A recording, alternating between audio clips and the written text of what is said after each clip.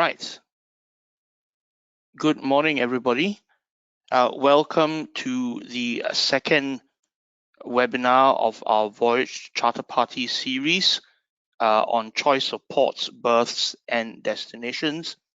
I have with me Captain Paul Haworth, Master Mariner, who will be co-presenting and in fact will be doing most of the heavy lifting for this presentation.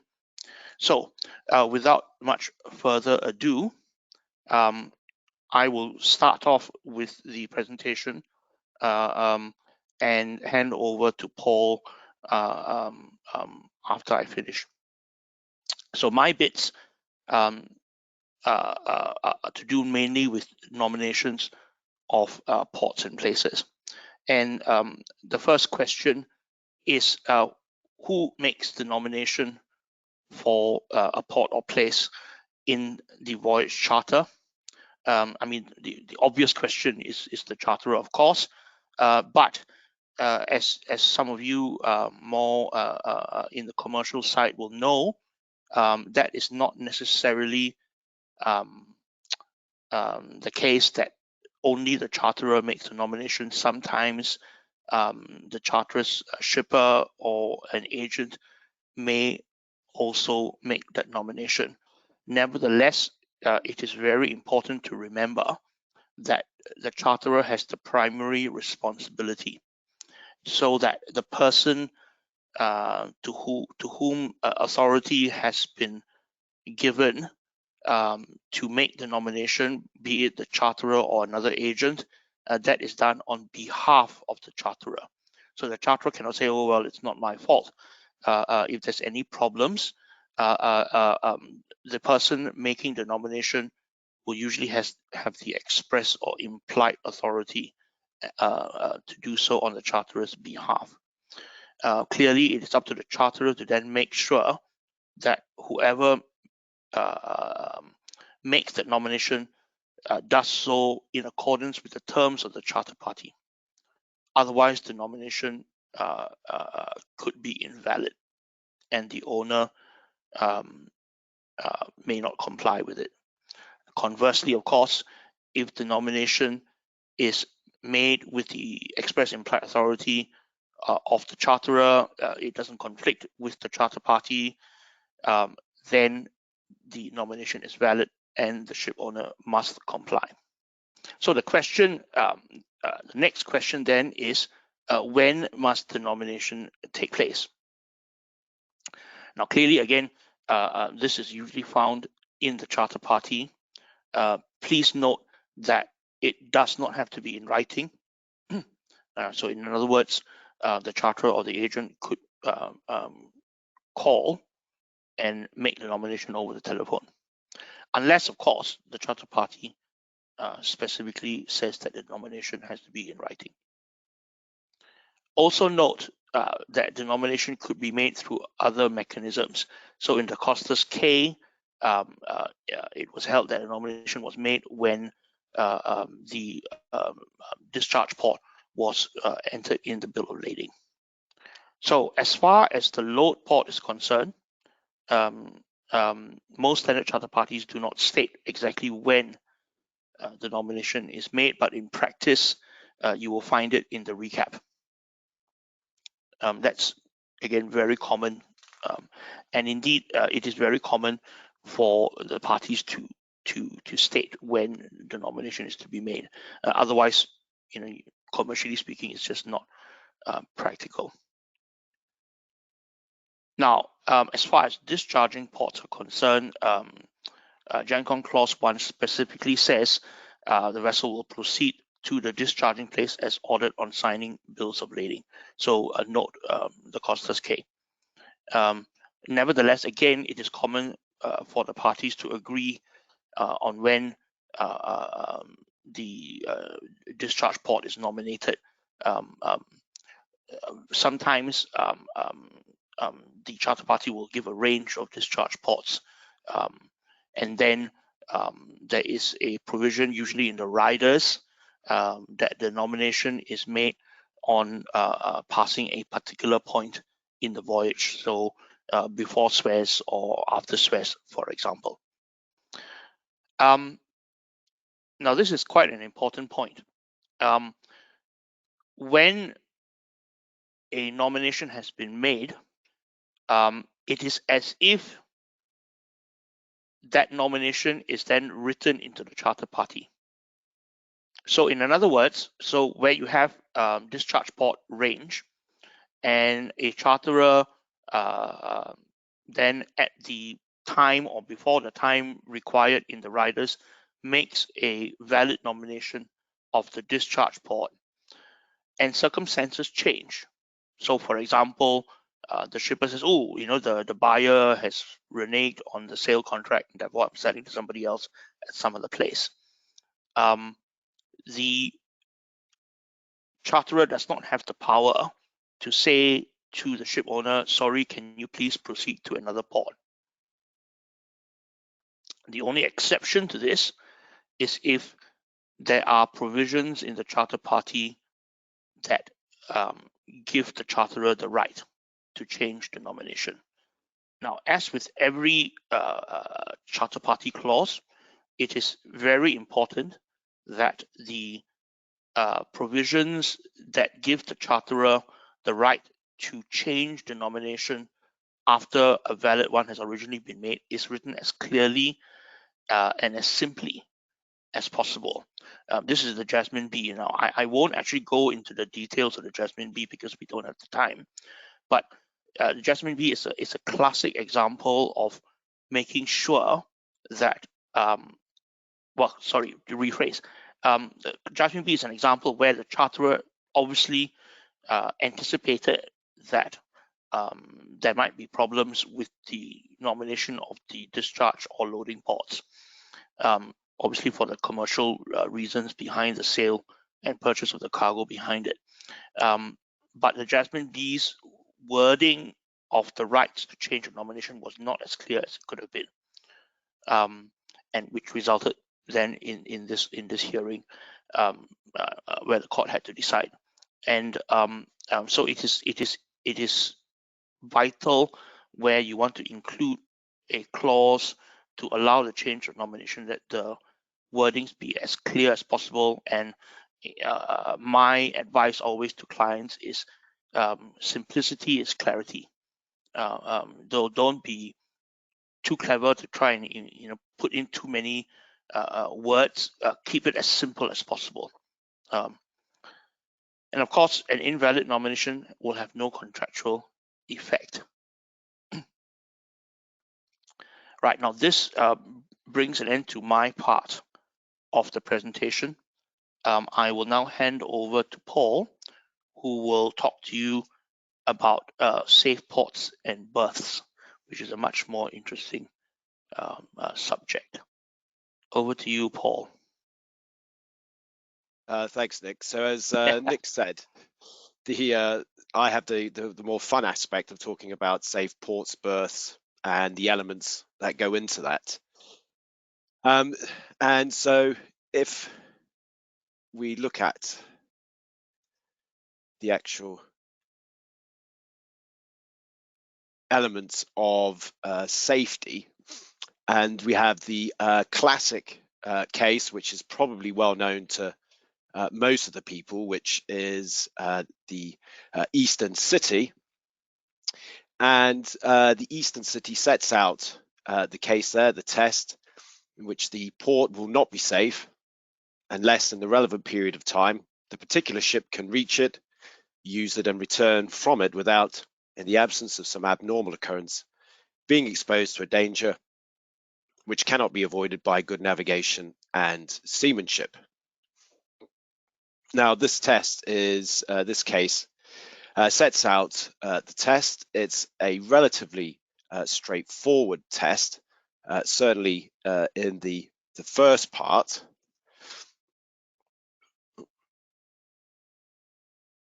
And as we'll see from the first part there, we have in the relevant period of time, the particular ship can reach it, use it, and return from it.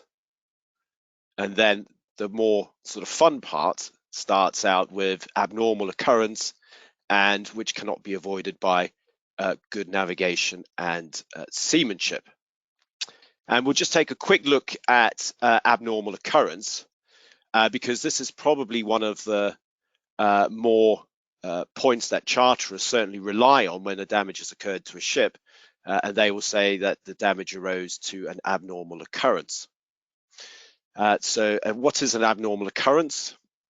It is something, in the case of the Mary Lou, which if the whole history of the port were regarded, and it's something that is to be out of the ordinary, and if the events and of the type and magnitude in question are sufficiently regular, or at least foreseeable to say their occurrence is an attribute or characteristic of the port, then it will not be an abnormal occurrence. And the case that we're probably most familiar with in recent times is the Ocean Victory. Now, that case is well known to all of us, but briefly, long swells and strong northerly gales were in isolation considered common conditions at the port. The likelihood of both of those occurring was very rare, and therefore the conditions at the port were considered to be an abnormal occurrence, and the charterers were not in breach of the safe port warranty. And so to ascertain what is an abnormal occurrence will require a close factual examination of the nature of the event that gave rise to the casualty, and if it is an event or something that's even temporary but occurs sufficiently frequently to become a characteristic of the port, such that the vessel cannot use it safely, it will be considered unsafe.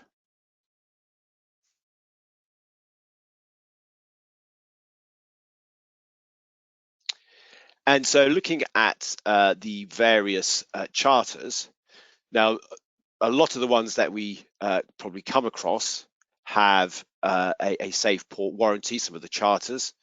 The safe port warranty in the charter party, a lot of the charters have type clauses, which will also have an express safe port warranty clause. That is an absolute obligation. So that is the ship has to be safe 100% of the time, not 9 times out of 10, but the ship must be able to use it 10 times out of 10. And you can see on the slides there, the Aspertank charter, the Shelvoy.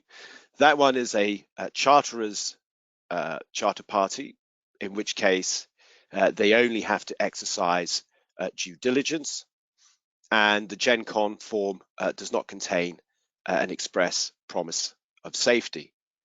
But as I mentioned, normally attached to the charter party will be typed clauses, and invariably you will find a safe port warranty.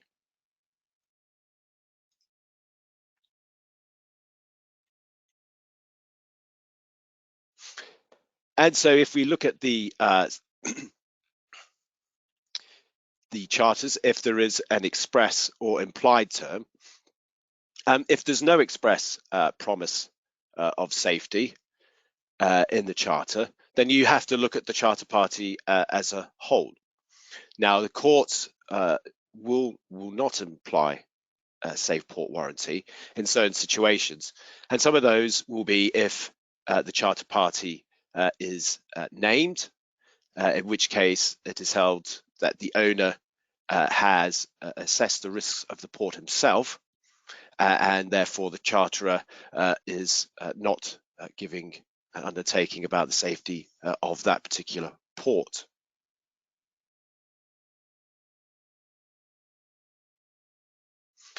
And this is going into the choice of named ports or berths. If the charter party contains a named port, that will be an express promise, and it will invalidate an implied promise of safety if the named port has been set out by the charterers. There are some cases where the judgments would seem to suggest that the correct approach is to consider the charter as a whole, with the following sort of guidance. Occasionally, you'll have a named port, and the charter party also has perhaps a typed clause where the charterers have also given a safe port warranty. Now, in that case, the two are not mutually exclusive, and the fact that it is a named port and the charterers have given an express safe port warranty, the port will be unsafe. The port will be unsafe if the charterers have breached their obligation if the port turns out to be unsafe. And so the prospective unsafety. Now, this is something that does crop up on occasions, and the obligation of the charterers with regard to the safety of the port to which they order the ship to go to arises at the time the charterers give the order, and at that time the ship only need to be prospectively safe at some point in the future when the ship arrives, in order for it to be able to reach it, use it, and then return to sea. Now, the obligation will not be broken by a state of unsafety prevailing at the time of the order was given, so long as that unsafety is cured by the time the ship actually arrives there. And the case that is mentioned there is the Evia 2, which was a ship ordered to Basra, had its cargo, got to Basra, it discharged its cargo, and as it was about to leave, war broke out and the ship was detained and unable to leave.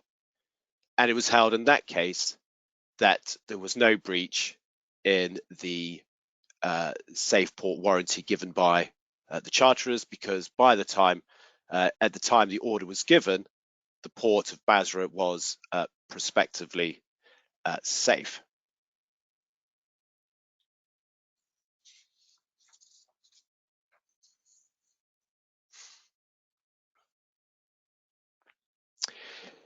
And so what happens if there is an existing or supervening impossibility at the time of nomination? The berth or port becomes unsafe. The charterer will not be in breach, and there's no obligation on the owners to enter the port. And if the parties cannot agree on the best course of action, there may be a provision in the charter, such as so far as she may safely get, that will give the ship owner the liberty to proceed to an alternative location. If the ship owner does choose a alternative location, then it is unlikely the charterer will be deemed to give any promise in respect of the safety of that new port, unless there has been some express agreement. And in determining where the ship should go, it doesn't have to be the closest geographical port, but it would have to be reasonable.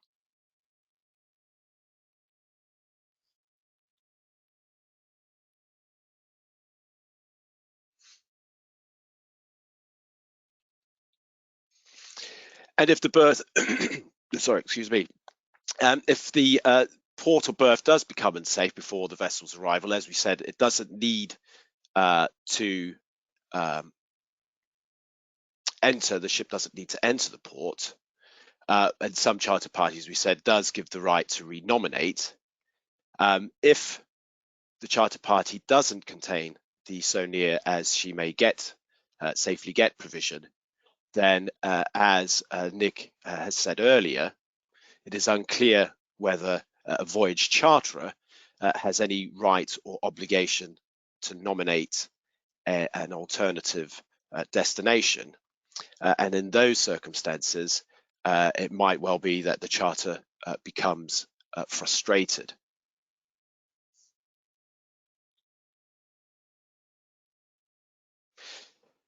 And one of the issues that was raised in the Eastern City is that the safe port warranty must be for that particular vessel.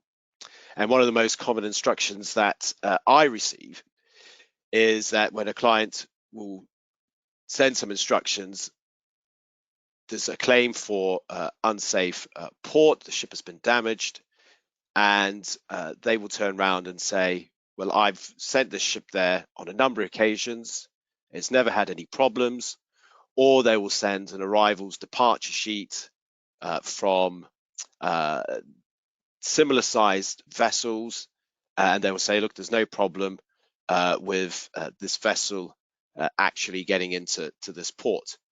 But unfortunately, these lists are generally of limited use because the port has to be safe for that particular vessel at that particular time. And so in determining that, you'll have to consider issues such as the depth of the channel at that particular time.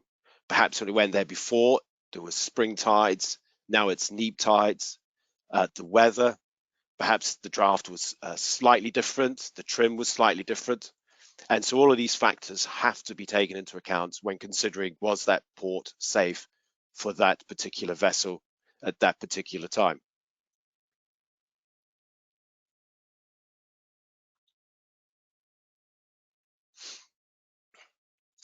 And so if you look at some of the physical conditions,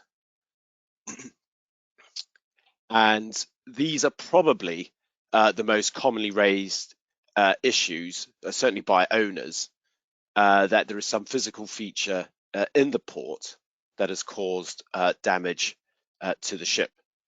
And one such feature that is usually done is the weather with gales, swell, currents, underwater obstructions, which generally hit ships when they least expect it. And if you look at the cases, the Eastern City, the Ocean Victory are both weather cases, although, as mentioned, the Ocean Victory was eventually considered to be safe because both of the weather factors were rare.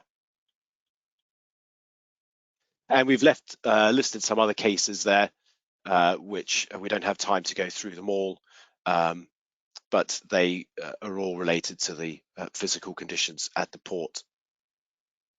Weather conditions, we've touched upon that with the Ocean Victory and the Eastern City. There's also the Stork, which is another case. Apologise for going through this at a fairly quick pace.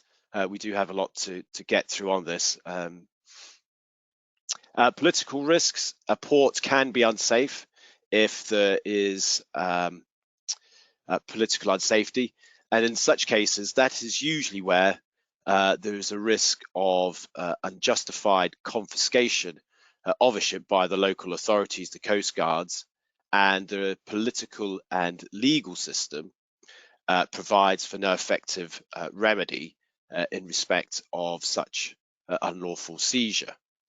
And in this case, we have the Greek fighter, which was the possibility of the I think it was the UAE authorities confiscating a tanker, and also Ogden and Graham, which was down to seizure in Venezuela, I believe, a long time ago. We've kind of moved on from some of that now. Temporary dangers.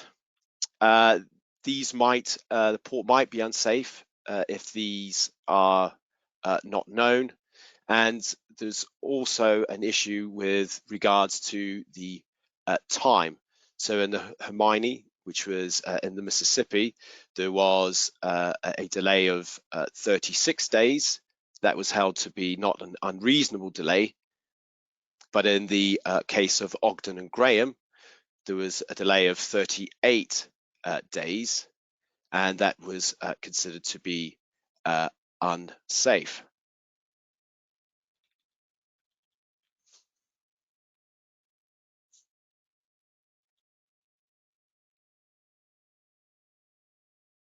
kind of touched on that already. And so the duration and the ambit of the warranty. So this is how far out does the safe port warranty actually extend. And so a warranty of safety of a port or berth will include all areas such as the approaches and the channels, which must inevitably be safely navigated to reach the port. And of course, this applies to the berth. And a case in point here was the Mary Lou. It's a case concerning the port of New Orleans, which is on the Mississippi River. It's about 100 miles from the open seas. The port can only be approached through the Southwest Pass, which is a dredge channel. Its depths vary from time to time. And while navigating the Southwest Pass, the Mary Lou grounded. And some of the points considered, one of the points was considered is how far out does the safe port warranty extend? And the issue was whether there is a safe alternative in which the vessel could use to get to the port. And in this case, as there was no alternative to approach the port of New Orleans, the port was considered unsafe. And so in this case, distance is not relevant in determining the extent or the range of the safe port warranty. What would be applicable is whether the is an alternative approach to the berth.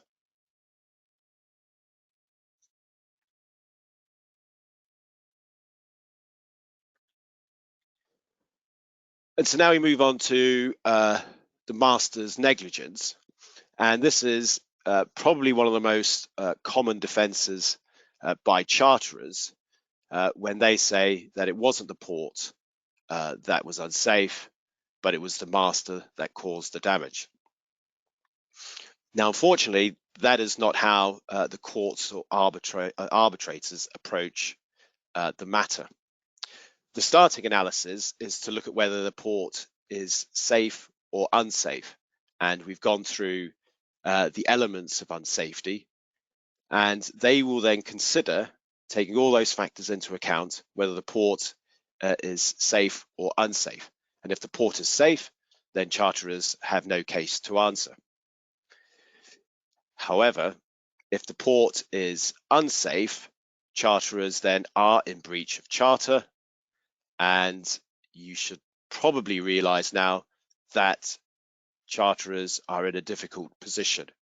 A, they're in breach, and now they've got to try and show that the breach was caused by the master's negligence. And so if the port is unsafe and the negligence of the master has contributed in some way to the damage, so as to be an effective cause, it may break the chain of causation between the charterer's breach of their safe port warranty and the damage or loss that has occurred to the ship. Now, the current case law on this terms it as the master's negligence has obliterated the charterer's breach. Now, obliterated is a rather powerful term, and so you may well start to appreciate that in order to succeed with the master's obliteration of the charterer's breach, that is some pretty serious negligence that you're going to have to show. And so what is the standard?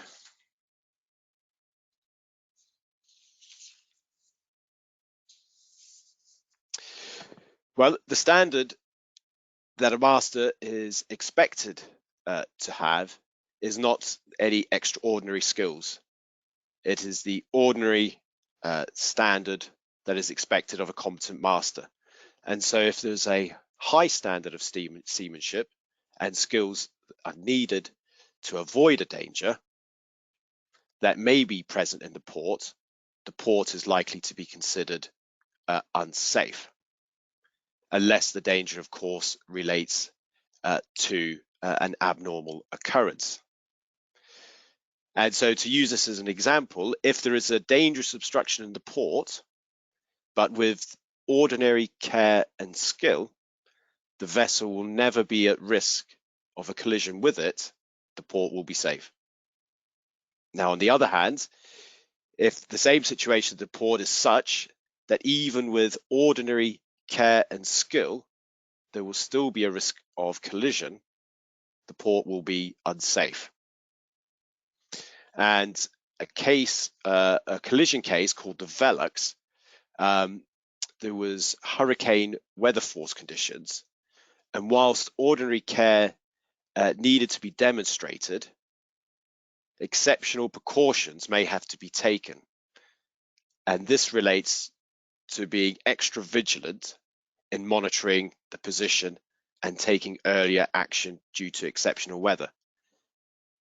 And so the ordinary skill and standard is there, but you may have to take extra measures which an ordinary and competent master would do, in this case in monitoring the vessel's position, which would then mean you have to take earlier action. And in deciding on matters of the master's negligence, the courts they do take into account the fact that the master is usually put in a very difficult position. On the one hand, he's pressurized by the charterers to enter the port, and on the other, the ship owners also to complete the voyage. And so this is what is termed the horns of a dilemma. Now, from my own experience and other people I've talked to about this, the feeling that we certainly have is that a charterer is always starting on the back foot when trying to produce evidence of the master or officer's negligence, simply because they tend to have some sympathy with the master's predicament and the position he has been put in. And there is one case, the Aurora. In that particular case, which was on the St. Lawrence River, the charterers were held to be in breach because it was unsafe due to the ice. But in this particular occasion, the negligence of the master broke the chain of causation because the damage was caused by the master in using the engines where a competent master showing ordinary skill and standard would not have used the engines in those circumstances. And the one with the Polyglory, a case concerning the pilots, in that case, the port was held to be unsafe.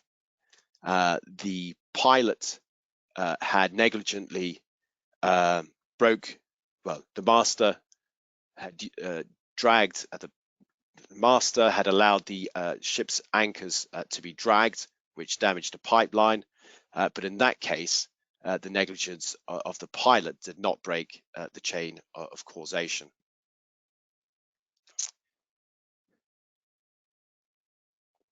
Sorry about that, I've tickly throat. So tugs and pilots, they're also another feature of the port, although they are regarded as the agents of the owners. They can be a characteristic of the port if there aren't sufficient number of tugs available, if they're not powerful enough, or perhaps if the pilots are incompetent, as these will be an attribute or feature of the port. They can make a port or berth unsafe. And from my own experience, however, trying to obtain evidence from pilots to show their training, what they've done, what size ships they've operated on, is generally very difficult to obtain or very expensive. And so that is a brief run through of the legal issues. And so rather than just concentrate on those, we thought it might be a bit more interesting to consider some operational practical issues that have been affected by recent developments in case law.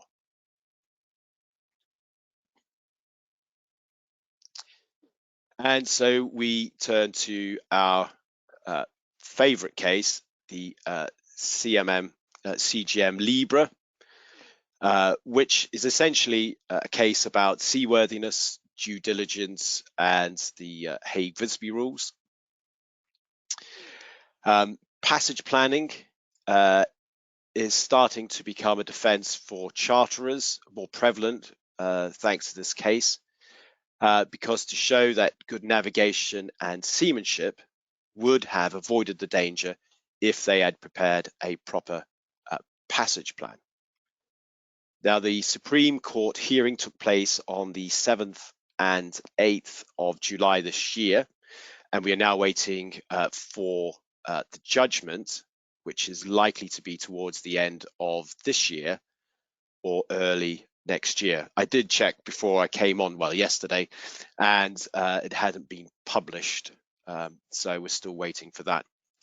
I don't propose to go into any detail regarding the case. The facts are probably known.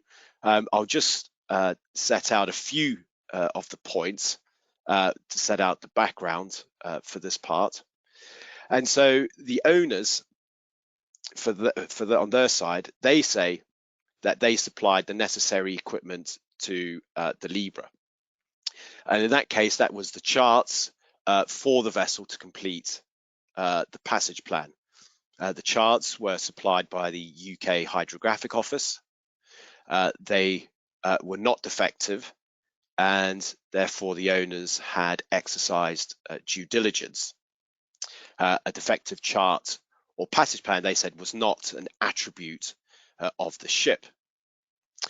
The owners said that the decision to mark up the chart, or not as the case was, in preparation for the passage plan was a navigational decision, and as such that falls within Article 4.2 exemption of the Hague-Visby rules. Owners also referred to a number of publications, including SOLAS, in which they pointed out that navigation is the exclusive domain of the master, and therefore they are not responsible for the lack of due diligence in respect of navigation done by the master. Now, needless to say, the cargo interests, they agreed with the Admiralty Judge and the Court of Appeal. Their findings of fact were that the chart was defective because it did not contain the warning about the shallow depths, and so the vessel was unseaworthy. They also further found that the duty to exercise due diligence was non-delegable, and so the negligence of the master and his officers equates the owners not exercising due diligence. Now, I actually watched the whole 8 hours of the Supreme Court hearing. I'm not sure if any of the audience have also watched it, which you can find online. But I'll stick my head up above the parapet, and I will say that I wasn't persuaded by the owners, and so I don't think the decision will be overturned. So I would be interested to hear from anybody else, perhaps if you may have watched it or seen the earlier judgments. And so we do have a poll. So do you think the Supreme Court will overturn the Court of Appeal decision in the CMM CGM Libra case? So if you could vote on that, this is more for my interest. I'd be interested to see what other people think. And so the results are in, and 71% said no, don't think it will be overturned, and 29% think it is. However, so what does this case mean for the future? Well, it's unlikely it's going to be used for defective charts, because nowadays most of the commercial ships that we deal with and the size will have ECDIS, and the corrections and warnings will be uploaded automatically. So it's unlikely this will be a focus. But what it is going to create a greater focus on is the passage plan with reference to the ECDIS. One of the submissions made at the Supreme Court was that P&I clubs have seen a marked increase in claims related to passage planning. I believe it was something in the order of about 120 million since this judgment first came out, and so the P&I clubs have intervened to support the owner's case. And so we have another poll, another question, which this should be good to see who the actual participants are, where they're from. Do you think cargo interests should have to pay general average and salvage claims if, as the law currently stands, the master has prepared a defective passage plan before the voyage commences? And so this would be effectively if the Supreme Court overturned the decision, then GA, the owners, would effectively get away from paying it. But in this case, do you think the cargo interests would have to pay GA and salvage claims? Ooh, that is really close. So I think we must have a split audience here, because 48% said yes, cargo interests should have to pay GA and salvage claims if the master has made a defective passage plan, and 52% said no. So maybe there's slightly more cargo interests people watching this. An interesting one. But of course, having a defective passage plan or no passage plan at all are very closely connected, because whether you have a defective passage plan or no passage plan at all, they both expose the vessel to a danger. And of course, a port will be safe if the danger can be avoided by good navigation and seamanship. And it's becoming, and certainly in the case of the Libra, that a defective passage plan could render a port to be safe. If the master would have prepared a proper passage plan, he could have then avoided that danger. And so that sort of really concludes the talk on the operational, the safe port and the operational side. What I've put up there now are some further practical issues. I won't go through them all. The list I have is substantially greater than that.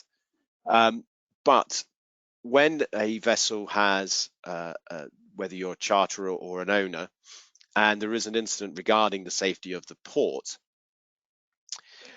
it's useful to have a set of pointers to look at when you're collating evidence.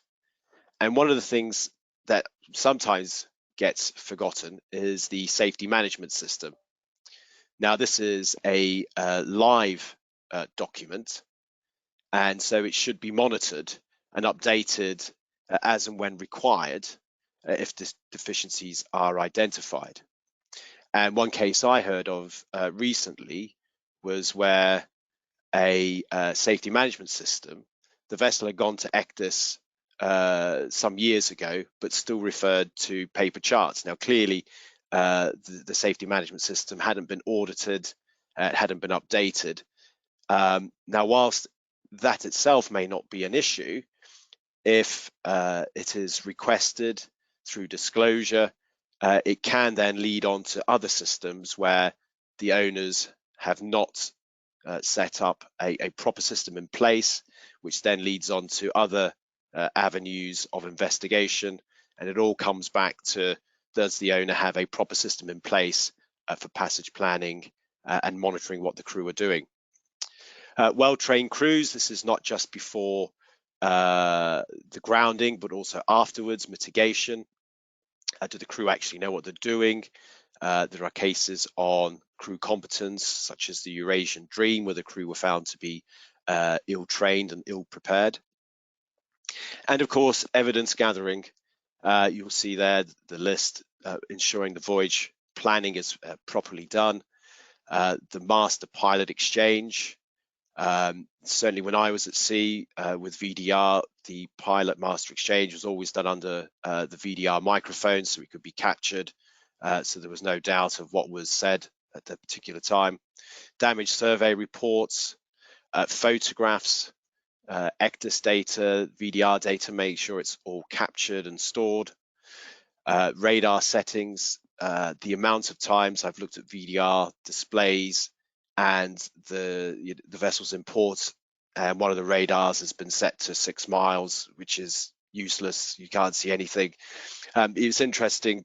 It would be better for certainly us if there is some explanation as to why those settings have been used. Names of pilots and tugs is another one. The amount of times the names of pilots and tugs have never been recorded in the logbooks.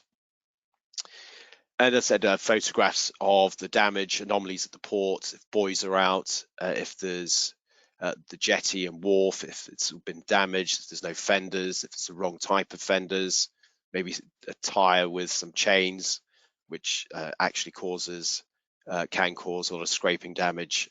And in some cases I've had where it punctures the hull plating. So that is a bit of a whirlwind through unsafe ports, some operational aspects, and hopefully some practical elements that you found useful. And so if you have any questions, then please send them through. We've got time for one question, and it's quite an interesting one. So the question is it likely that increased COVID regulations or restrictions could render a port unsafe? Now, this obviously is a very topical question. And indeed, for those of you who were at the LMAA mock arbitration video session during London International Shipping Week, you will remember that it was one of the subjects that was being discussed in relation to off-hire. But Paul, perhaps you could quickly give your 2 cents worth, and I will do the same as to what you think is the answer. COVID is, as you said, it's very relevant. One of the issues would be down to the systems at the port. So if the port doesn't have procedures in place to ensure the safety of those working at the port, interacting with those on board the vessel, and there is a risk to the crew, then the port could be held unsafe. It's all down to the systems in place at that particular port. Yeah. So it could be. It's very fact dependent. Correct. I fully agree. And in fact, I would take it the other way around as well. It would also depend on, as Paul mentioned just now, even if there is a danger in the port, the question is whether or not the master could have taken steps to avoid through the exercise of good seamanship. So that is the standard. He is not expected to exercise extraordinary skill, but the exercise of ordinary, reasonable seamanship that you would expect from a master. But through the exercise of that seamanship, you could have avoided the danger. And so the question would also arise: did the vessel have sufficient systems, or does the ship have sufficient systems to try and avoid the danger? So, for example, I suppose, Paul, I mean, really, take container vessels, for example, there, I would expect there is very little interaction between port personnel and the ship. Almost all of it is automated. So long as the ship restricts interaction with port personnel and whatever interaction there is, there's masks, there's hand cleaning, there's safe distancing as much as possible. It seems to me that you can avoid a danger if there is that danger. That's correct. Yeah. So so it's very fact dependent.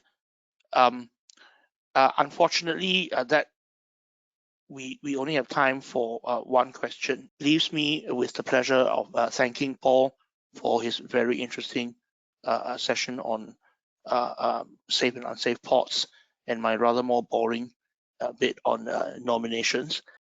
Please feel free to share the videos with any of your colleagues if you think that it is worthwhile sharing. Other than that, it then leaves me to wish you all well and a good evening to those of you ahead of British summertime. So thank you once again for attending, and have a good day.